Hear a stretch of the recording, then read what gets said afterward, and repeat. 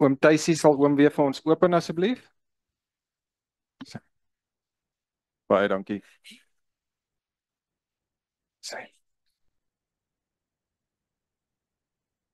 Ons Hemelvader, ons kom vandag weer voor U.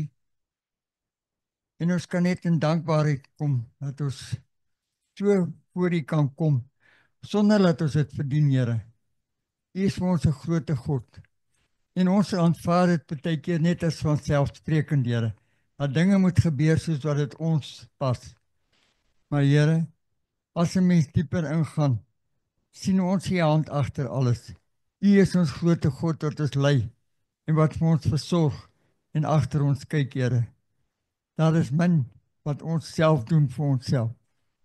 Here, wil U met ons wees deur hierdie week verder? Wil U vir ons alles gee wat ons nodig het, Here? Wat nodig is, Here? U is vir ons so wonderlik en ons kan net vir U baie dankie sê, Here. Amen. Amen. OK, goeiemôre almal. Welkom by jou Eltekon.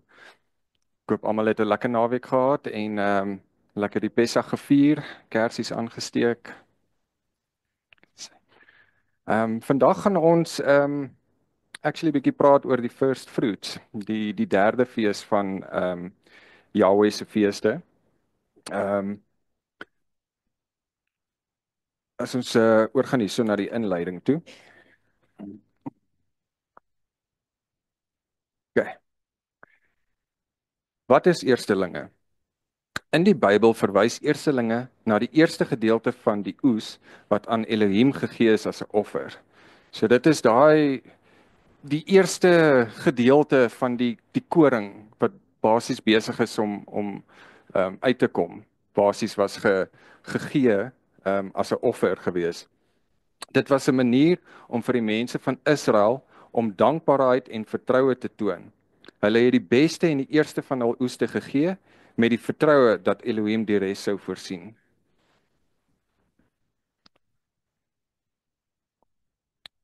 Hierso het ek 'n dingetjie opgesit, vergelykings met die ander feeste. So as julle nou check daarso by die eerste fees, die Pasga, wat ons nou klaar Saterdag aand nou begin het. In die Hebreëse naam is die Pessach. Die datum was die 14 Nisan. Ek het nou ook gaan ek ook 'n ander kalendertjie opsit wat mooi die datums actually wys hoe dit verloop. En die fokus op die Pessach was die bloed van die lam. Waar hulle mos nou op die deure die bloed gesmeer het om gered te word. Dan het ons nou oorgegaan na die ongesuurde brode toe wat nou nog die hele week gaan hardloop. Wat meer gefokus is op reinheid en skeiding. En dan wat ek nou vandag doen is die eerstelinge. Die Hebreëse naam is die Yom HaBikurim. Hulle is die 16de Nisan, dis actually nou vandag, en hulle sê dis die dag na Shabbat. So die Shabbat is mos eintlik Saterdag. So dit is op 'n Sondag die first fruits, die eerstelinge, maar hulle het basies die Arabiese het dit op die 16de Nisan. So dit is nou elke jaar op die 16de sal die first fruits wees. En dan daarna die volgende fees gaan dan Pinkster wees, die Shavuot wat 50 dae later is.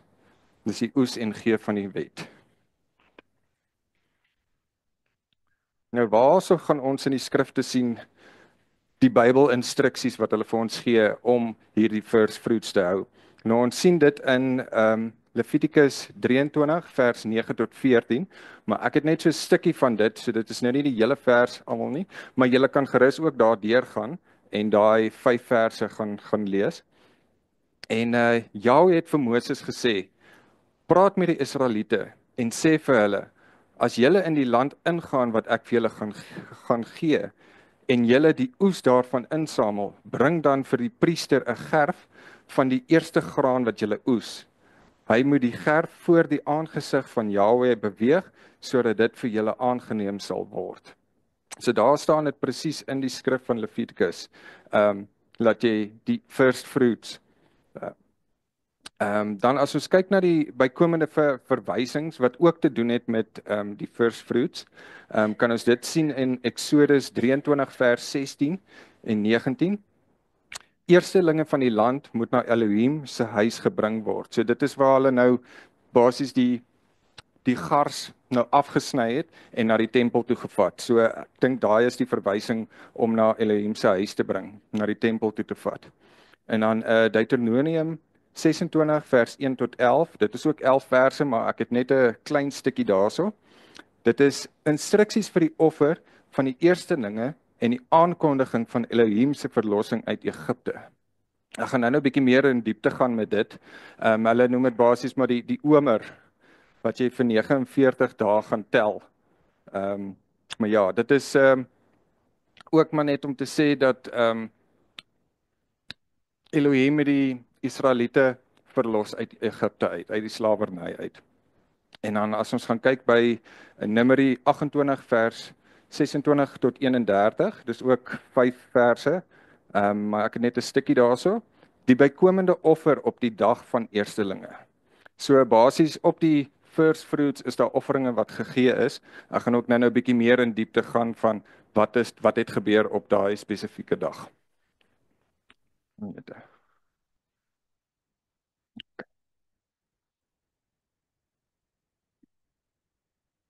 Hulle sê vir ons eers na die eersteling offer kon die nuwe oes geëet word.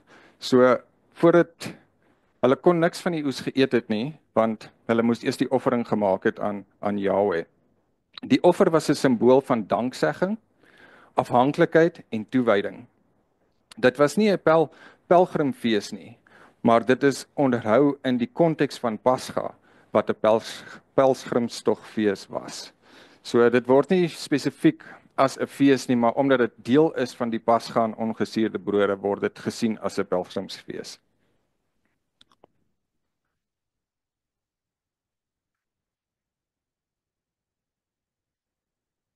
As ons nou 'n bietjie gaan kyk na die tydsberekening en kalenderplasing, waar vind dit gewoonlik plaas?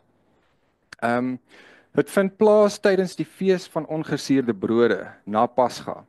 Die spesifieke dag is die dag net na die Sabbat in Levitikus 23 vers 11. Nou ek gaan dit actually gou vir julle lees hierso. Levitikus 23 vers 11. Ek het hom hierso sommer hier voor my en ek lees vir julle. Gaan ek weer. En hy moet die gerf voor die aangesig van die Here beweeg, sodat julle welgevallig kan wees. Die dag na die Sabbat moet die priester dit beweeg. So dit is waar hulle dit beskryf, die dag na die Sabbat. So dit is, moes nou sê, dis eintlik die Sondag, maar ek gaan nou ook verder sê, hierso actually nou, die volgende is enetjie. Die rabbynse tradisie het dit later op 16 Nisan vasgestel. So dit is eintlik op die Sondag, maar hulle het dit vasgestel op die 16de, 16 Nisan. Ja. Sommige interpreteer die Sabbat as 'n weeklikse Sabbat wat dit die Sondag na Pasga maak. Die datum dryf effens in interpretasie, maar pas altyd by die vroeë lente en die garsoes. Nou hierso sê hulle die vroeë lente, maar die rede hoekom hulle sê vroeë lente is hulle is actually aan die noordelike halfrond van, so daarso word dit nou eintlik lente om somer toe te gaan, waar ons nou hierso in herfs na winter toe gaan. So dit is hoekom hulle dit sê, dit is die vroeë lente wat dit gewoonlik deurgaan. Nou as julle sien, hierso het ek sommer die Nisan se die kalender opgesit. Julle kan nou maar voor julle hou, maar ek gaan sommer hierso op die groot skerm gou wys ook. Nou hier by die 12de, dit was nou Saterdag. Nou is dit basies die 14de Nisan. Nou dit was die aand van Pesach wat dit nou begin het 6:00 die aand. En as jy oorkyk hier na die 13de toe, dan word dit die 15de Nisan, die eerste dag van Pesach, en dan gaan ons oor hierso na die 14de, dis nou presies vandag, is die 16de Nisan. Vir die tweede dag van Pesach wat hulle sê, net na Shabbat. En hulle sê dit is ook die eerste dag van die omer. Dis nou die eerste dag. Want ons gaan basies vir 49 dae gaan ons die omer moet tel elke dag, totdat ons by Shavuot gaan kom, wat die 2de Junie is. So dis presies 5 weke van nou af wat ons dan nou na die volgende fees toe gaan.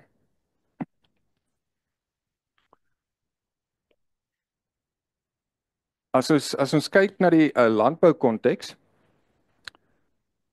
sal ons sien die gars is die eerste graan wat in Israel ryp word, gewoonlik rondom Maart en April.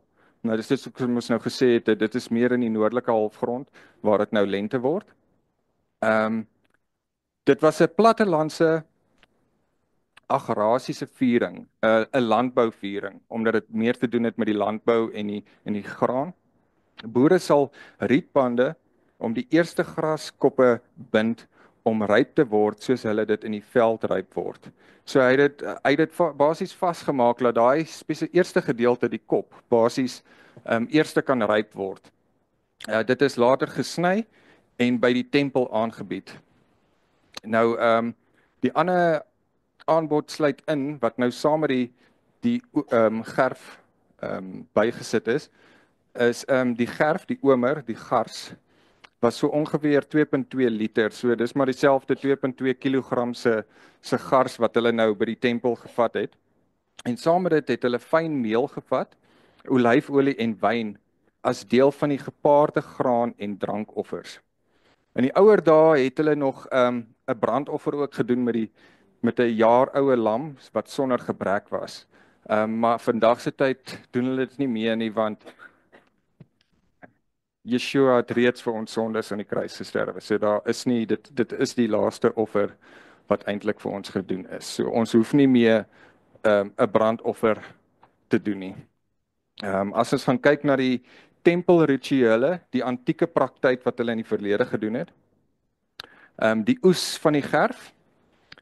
'n Seremonieel oes het net na die son onder na die Shabbat plaasgevind. 'n Afvaardiging sou met stekels uitgaan en die gars onder fakkeling sny. Dit is met groot seremonie en sang teruggebring. So toe hulle klaar dit nou gesny het, het almal met lofdank gesing saam met die mense hoe hulle dit nou na die tempel toe gevat het. Toe dan nou by die tempel gekom het, die swaai die gerf, die tenufa, ek hoop ek spreek dit reg uit, die tenufa. Die priester het die omer voor Jahwe in die tempel geswaai, op en af en van kant tot kant. So hy het dit op en af, het hy dit geswaai. Hierdie gebaar het erken dat al die oes aan Elohim behoort en vir sy voorgesette seun gevra. So hy het basies die offer gedoen met die graan, met die gerf, ekskuus. Dat hy dit geoffer vir Jahwe, dat hulle 'n beter oes sal hê oor 50 dae. Hierdie Engelse stukkie ook, Yeshua, the first fruit of God's harvest. Bring a sheaf of the first grain you harvest to the priest. He is to wave it before the Lord on the day after the Sabbath.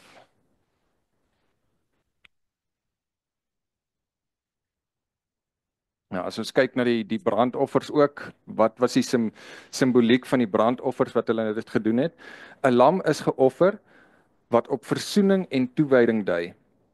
En die graan en drankaanbiedings, die meel, olie en wyn is bygevoeg wat die heelheid van Elohim se voorsiening aandui. So dis hoekom hulle die ekstra goedjies bygesit het, nie net met die gars alleen nie, maar met die lamoffer en die meel, olie en wyn.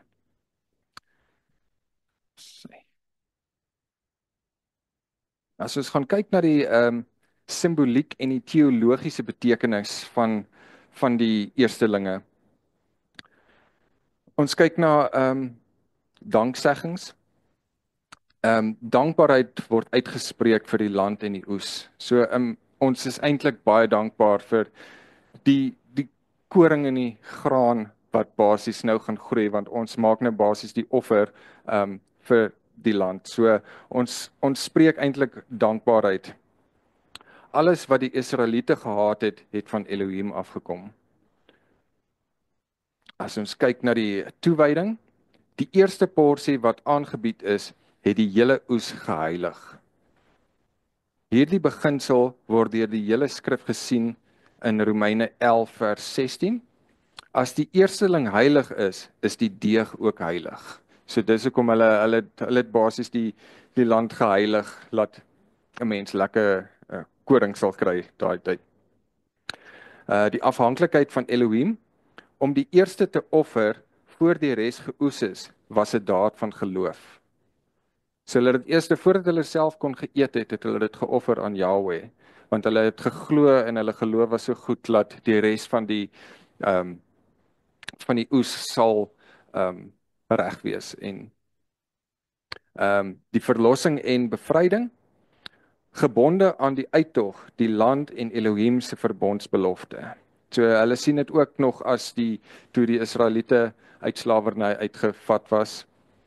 En ons kan sien hierso in Deuteronomium 26, laat die offeraar vertel van Elohim se verlossing uit Egipte tydens die offer. So toe hulle die offer gedoen het, het hulle danksegging gesê van dankie dat die Israeliete uit.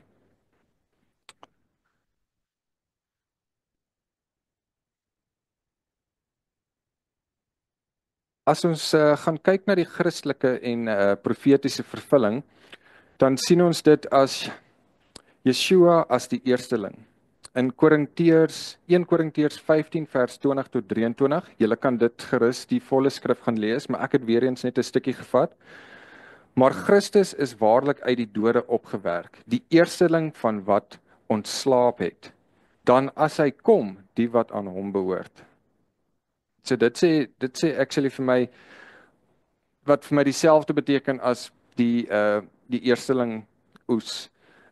Die offer was gemaak dat die res kan beter groei. So Christus het uit die dode opgewek. Hy was die eerste een wat ons ontslaap het en hy dan as hy kom, dan behoort ons aan hom. Yeshua se opstanding het plaasgevind die dag net na die Shabbat, die Sondag, na Pessach, wat ook die fees van eerstelinge is.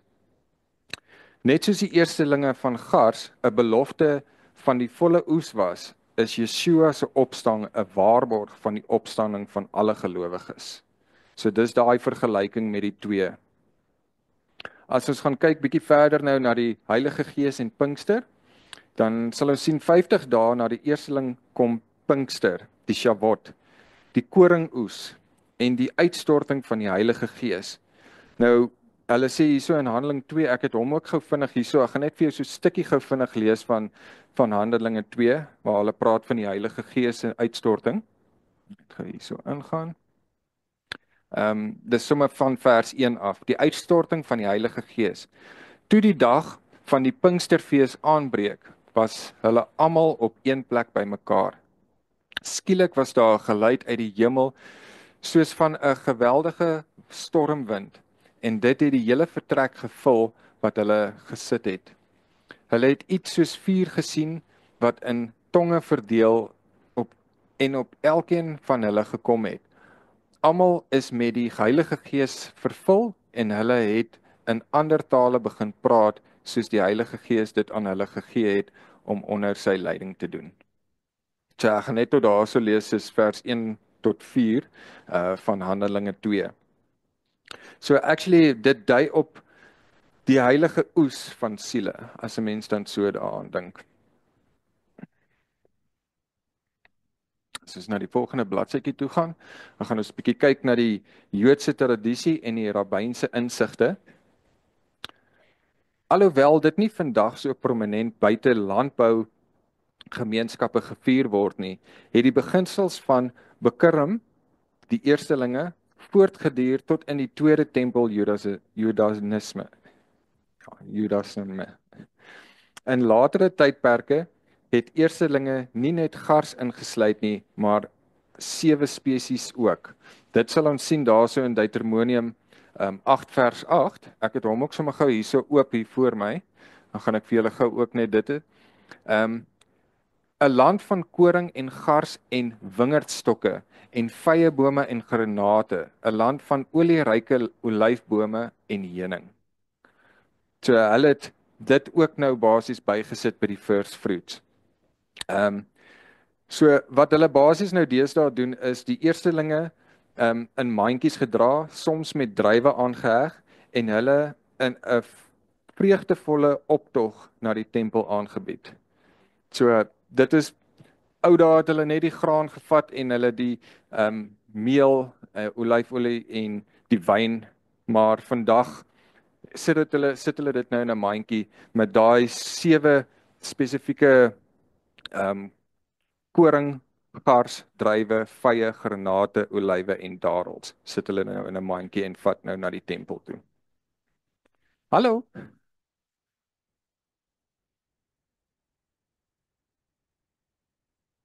Die gars, dit is die koring gedeelte.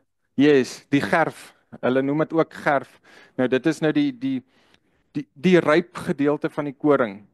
Ja, wat hulle nou afknip en wat hulle nou basies gee saam met die offering.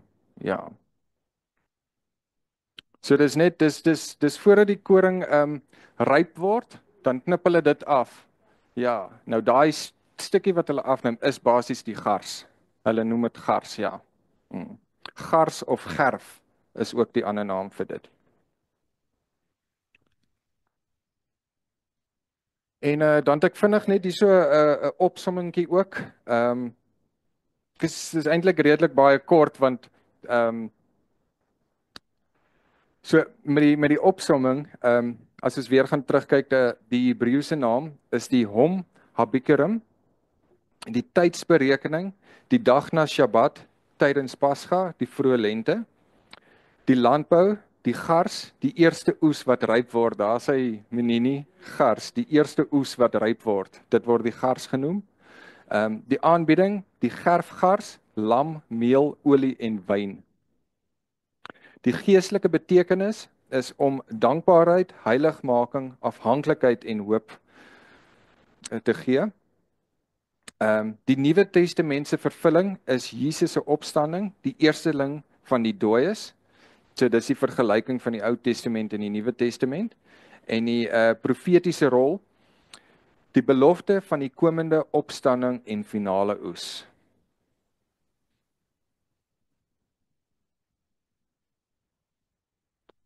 So julle, en dan het ons eerste koffiebreek. Daar sê julle, baie dankie dat julle vir my gewag het. Ons lekker middagetietjie gekry ook. Almal daarom ietsie gehad om te drink, 'n koffietjie en so terwyl ek nou weg was. OK. So as almal is weer gereed, dan kan ons verder aangaan. Dan kan ons kyk wat sê hulle oor die omer. OK. Die omer. Kan sommer klaar die prentjie lees. Die omer count blessings, 7 weeks of days. En dan sal julle sien daar is dit hulle 49. So dis eintlik, julle is nou wit en swart, maar op die prentjie bo sal julle sien is hy's groen en dan word hy soos wat hy koring. So dis nou maar basies hoe die koring nou gaan groei in die volgende 5 weke om daai koring oes te kan kry. As ons gaan kyk hierso na die Bybelse oorsprong van die omer. Die konsep van die omer kom in die Torah voor, veral in Levitikus 23 vers 9 tot 16 en Deuteronomium 16 vers 9 en 10. So ja, Tannie Diana, gaan Tannie Diana vir my gou Levitikus 23 vers 9 tot 16 gou vir my lees asseblief. Geen probleem nie, Tannie. Ek kry gou die mikrofoon reg hier vir Tannie. 23 vers 9 tot 16.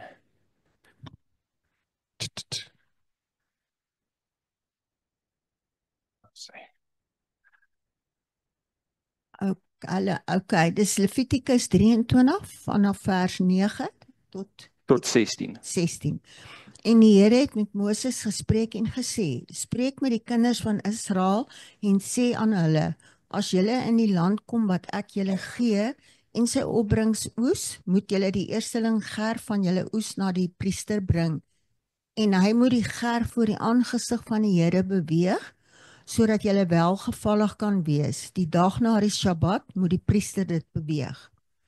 Julle moet ook op die dag as julle die gerf beweeg, 'n jaar oud lam sonder gebrek as brandoffer aan die Here berei, en die spysoffer wat daarbey behoort, 2/10 van 'n eva fynmeel met olie gemeng as vuuroffer aan die Here, 'n lieflike geur en daarbey die drankoffer van wyn, 'n kwart hin. En julle mag geen brood of gebraaide koring of vars graan eet tot daardie selfde dag toe nie, totdat julle die offer van julle God bring. Dit is 'n ewige insetting vir julle geslagte in al julle woonplekke. Dan moet julle tel van die dag na die Sabbat van die dag af, as julle die beweegoffergerf bring, 7 volle weke moet dit wees. Tot die dag na die 7de Sabbat moet julle 50 dae tel, dan moet julle 'n nuwe spysoffer aan die Here bring. Dis dankie Tannie. Ja, het hulle actually nou baie mooi vir ons gesê, van die eerstelinge en ook die omer. Dan is daar ook Deuteronomium 16 vers 9 en 10 wat ek ook sommer gou gaan lees hierso. As ek nou hierso Deuteronomium 16 vers 9, 7 weke moet jy tel, vanaf die sekel die eerste keer in die ongesnyde graan geslaan word, moet jy 7 weke begin tel. Dan moet jy die fees van die weke hou vir Yahweh, jou God, ooreenkomstig en vrywillig offer van jou hand wat jy sal gee, na mate die Here jou God jou sal seën. So daar sê hulle dit ook in Deuteronomium 16, van 7 weke wat 'n mens moet tel. Okay, so wat is die omer? In Bybelse terme is 'n omer 'n eenheid van droommaat, so is ongeveer gelykstaande aan 2.3 liter, so ek sal ook sê dit is so 2.3 kilogram, wat hulle dit daarso vergelyk. Dit is die gebruik om graan te meet, veral gars. Die offer van die omer, op die tweede dag van Pasga, die 16de Nisan, is 'n omer gars die eerste oes in Israel, as 'n offer na die tempel in Jerusalem gebring. So hulle het 2 kilogram se gars gebring daar na die tempel toe. Hierdie offer word die Korban HaOmer, die omerofferende genoem. Die offer was die begin van die tel van die omer, 'n tydperk van 49 dae wat tot Shavuot, die fees van weke, gelei het. So dis nou basies nou maar net daai groei van die koring. Die tel van die omer, hulle noem dit die Seferat HaOmer. Wat is dit? Die tel van die omer is 'n mitzwa, 'n gebod uit die Torah. Dit behels die tel van 49 dae vanaf die tweede nag van Pasga tot die fees van Shavuot, die 50ste dag. Elke dag moet mondelings getel, dikwels met 'n seën. So ek dink as jy vanaand daarso Bybel lees en so, dan begin mense sommer klaar te tel. Dan elke aand as jy lees dan, okay, dit is omerdag 1. Baie dankie vir die dag. Verstaan, so nou, want ons moet eintlik van nou af moet ons begin tel, want vandag, omdat dit vandag begin, is vandag die eerste dag.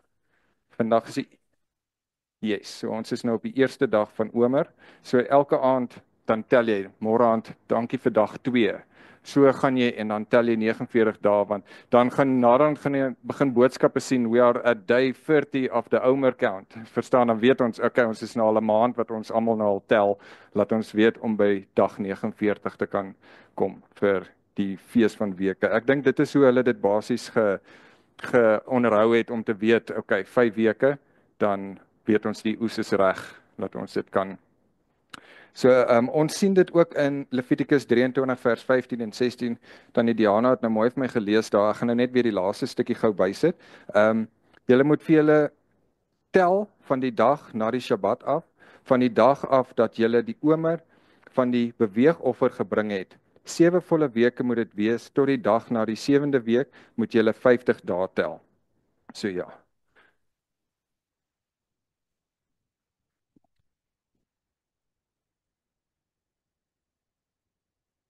As ons kyk na die landboubetekenis van die omer het die begin van die graan oesseisoen gemerk. Dit begin met gars en dit eindig met koring. Shavuot het die eerste vrugte, die bikurim en die koringoes gevier. So ja, so dit is weer eens, daar het ek die prentjie opgesit, dis van first fruits af tot by Shavuot is die 49 dae van tel.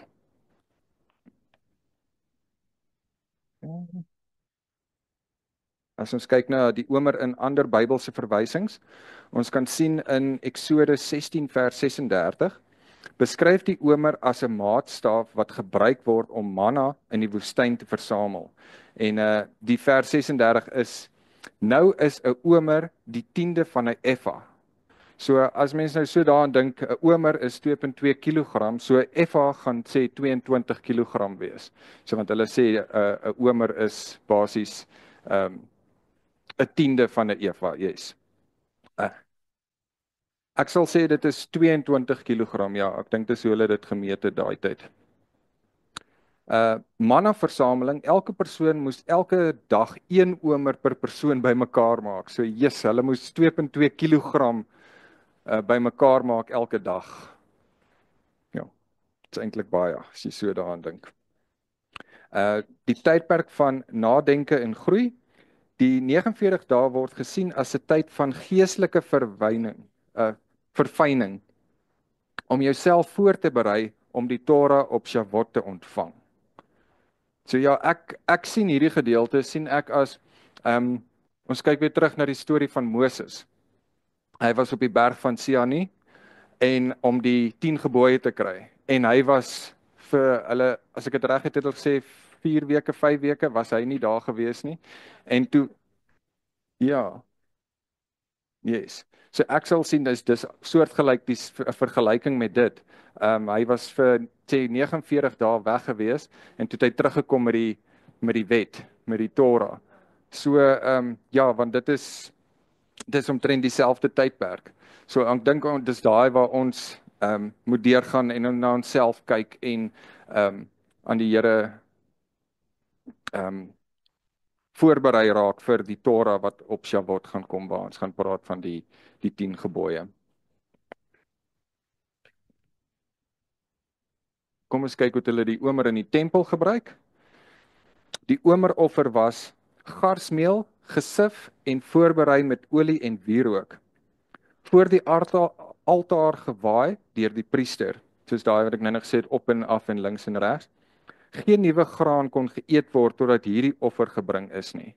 So as hierdie offer nie gebring was nie, dan mag hulle nie van die graan geëet het nie. Van die graan geëet het nie. En dan dan die laaste opsomming tabel van die omer. Die meting, so wat 2.3 liter graan. Ek sal sê liter en kilogram is mos basies eintlik maar dieselfde. So ek sal sê 2.3 kilogram. Aanvanklike aanbod, die gars op die 16de Nisan, so dis daai offering wat hulle gedoen het op daai eerste dag nou. Die telduur van 49 dae tot Shavuot, die fees van weke. Die landbouskakel van gars tot koringoes, so dis nou daai groei van die koring.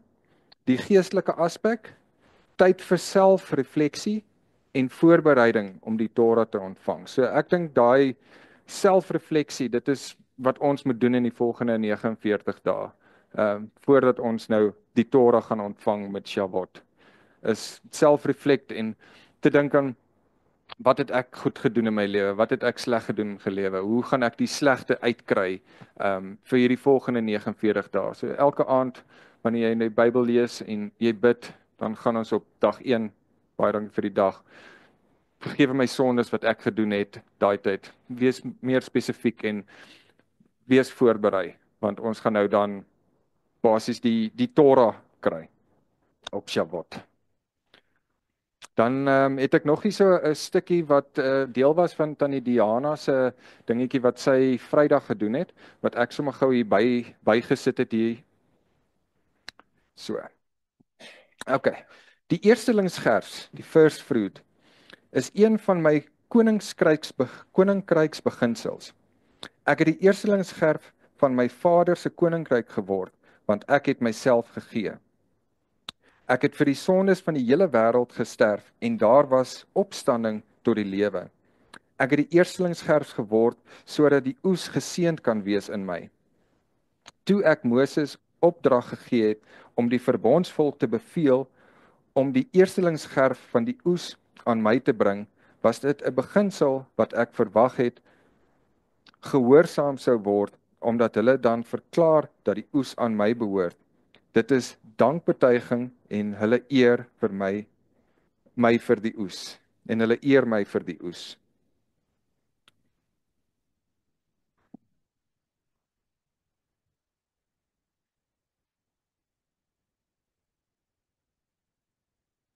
Daai reg. Hulle gee die eerstelingsgerf aan my sodat ek hulle land kan seën en voorspoedig maak, sodat armoede hulle nie oorval nie en sodat die land nie onvrugbaar mag wees nie. Ek het hulle beveel om 'n eerstelingsgerfsfees aan die begin van die eerste oes van die jaar te hê.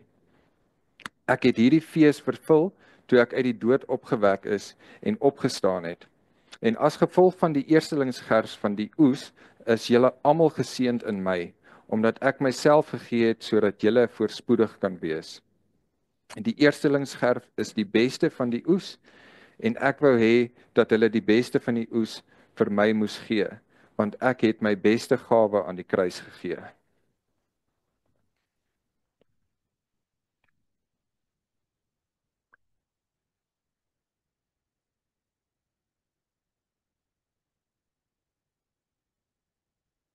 Jy sterf aan eie ek, jy lê jou trots neer sodat jy 'n opstandigingslewe in my koninkryk kan hê, waar jy dood is vir die sonde, maar lewend in 'n lewe in my.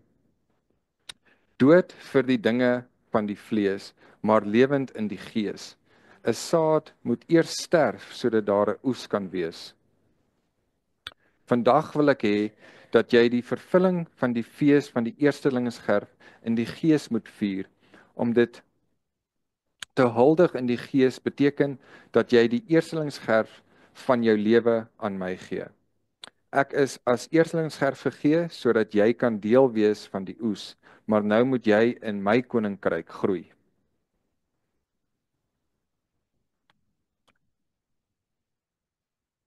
Om te groei in hierdie wandeling van luister en gehoorsaam wees, sodat jy aan die einde geoes kan word. Bly in my en bly in my opstanding. Jou ou mens moet in my gekruisig word, sodat daar weggedoen kan word met die vreugde van trots, dan sal jy nie meer die korrupsie van jou natuur oes nie. Omdat ek opgestaan het uit die dood, is jy bevry. Nou wandel jy in die nuutheid van die lewe. Jy wandel in die vervulling van die belofte deur gehoorsaamheid aan my koninkryksbeginsels. Ek is die eerstelingsgers. Gee die eerstelingsgers van jou lewe aan my as jy in vervulling van my weë wil bly. En jy sal die opstanding van my goedheid in jou lande sien. Jy sal salig genoem word.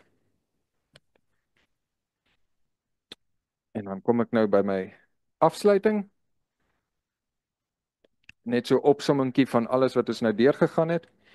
Die eerste vrugteoffer en die tel van die omer is diep simbolies ritueel in die Bybel wat Israel se verbintenis met Elohim deur landbou en tyd aandui. Die eerste vrug, die bikurim, was die eerste en beste van die oes wat na die tempel gebring is as 'n offer van dankbaarheid, wat ons gesien het in Levitikus 23 en Deuteronomium 26. Dit het dankbaarheid en vertroue in Elohim as die voorsiener verteenwoordig. Die omer was 'n garsgerf wat die dag na die Sabbat tydens Pasga aangebied is in Levitikus 23 vers 15. Vanaf daardie dag het die Israeliete 'n telling van 49 dae begin tot Shavuot wat Pinkster gelei het. Wat die reis van fisiese verlossing in Egipte Paasfees na geestelike openbaring by Sinai Shavuot gesimboleer.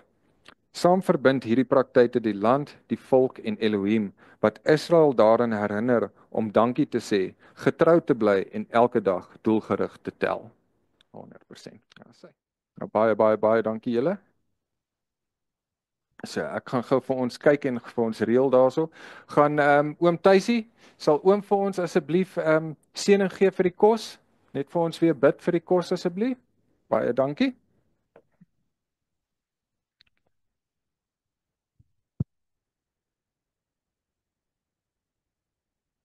Ons Hemelse Vader, ons wil voor U kom en vir baie dankie sê vir die boodskap wat ons gekry het vandag. Dat ons kan groei en na die luister van wat vandag vir ons gesê is. Sodat ons as ou mens gebruiker van eie trots en selfsug, dat ons dit in u naam kan kruisig. Dat ons nie trots sal wees op onsself nie, maar dat ons vir u kan kom en voor u kan sê, dankie Here dat u my lewenswyse vir my verander en dat daar nie meer korrupsie is in my menslike natuur nie. Here, dankie dat u vir ons opgestaan het en dat u vir ons weer die lewe teruggebring het.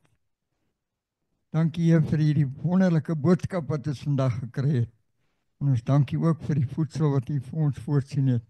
Amen.